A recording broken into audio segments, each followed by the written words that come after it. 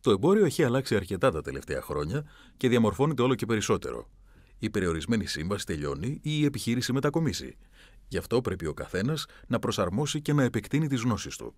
Και αυτό σημαίνει να μαθαίνει κανείς όλη του τη ζωή. Θέλετε κι εσείς να επεκταθείτε επαγγελματικά ή να προσανατολιστείτε εκ νέου? Δεν ξέρετε όμως ποια κατεύθυνση είναι.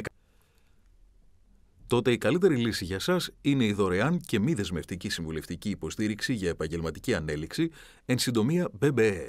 Η συμβουλευτική υποστήριξη για επαγγελματική ανέλυξη απευθύνεται σε ενήλικες οι οποίοι ζουν ή εργάζονται στη Ρινανία Βεσφαλία.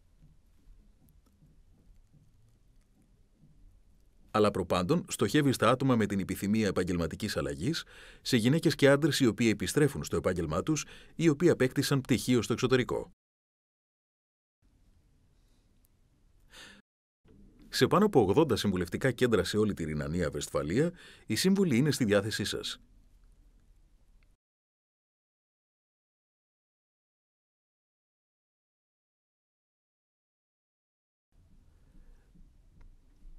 Περισσότερες πληροφορίες μπορείτε να βρείτε στην ιστοσελίδα www.weiterbildungsberatung.nrw.de. Μπορείτε να πάρετε και στο τηλέφωνο πληροφοριών Δευτέρα με Παρασκευή 8 με 6 το απόγευμα, όπου θα βρείτε τους συμβούλους μας στον αριθμό 0211 837 1929.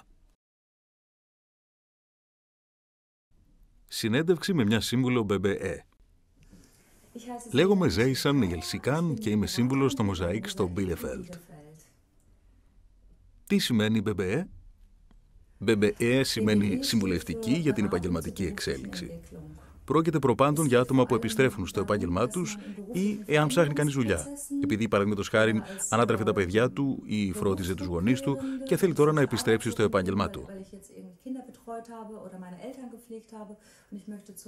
Πώς λειτουργεί μια συμβουλευτική υποστήριξη για επαγγελματική ανέλυξη? Αυτοί που ψάχνουν συμβουλή έρχονται σε εμάς μέσω διαφόρων εκπαιδευτικών κέντρων ενημέρωσης ή μας παίρνουν τηλέφωνο για να συζητήσουμε μαζί τηλεφωνικώς σημαντικές υποθέσεις. Μετά επικοινωνώ μαζί τους για συμβουλή και κλείνω ραντεβού.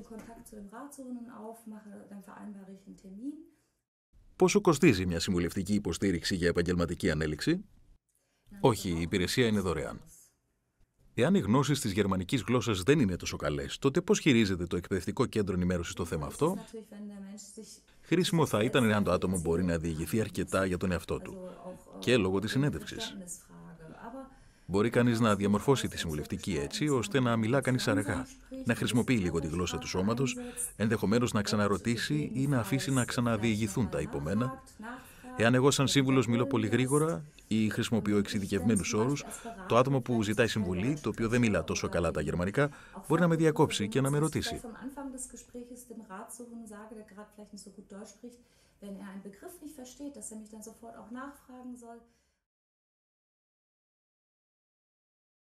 Πώς βρίσκει κανείς ένα εκπαιδευτικό κέντρο BBE? www.weiterbildungsberatung.nrw.de για όλους που θέλουν να εξελιχθούν επαγγελματικά. Πληροφορηθείτε σήμερα κιόλας και κλείστε ένα δωρεάν και μη δεσμευτικό ραντεβού για συμβουλή.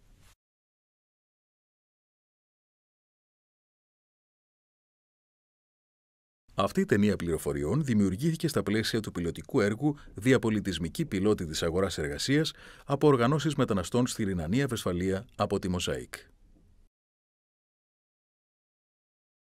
Το πρόγραμμα Ένταξη Μεσοεκπαίδευσης χρηματοδοτείται από το Υπουργείο Εργασίας και Κοινωνικών Θεμάτων, το Ομοσπονδιακό Υπουργείο Εκπαίδευσης και Έρευνας και την Ομοσπονδιακή Υπηρεσία Απασχόλησης. Περισσότερες πληροφορίες θα βρείτε στην ιστοσελίδα www.arbeitsmarktlosen.nrw.de.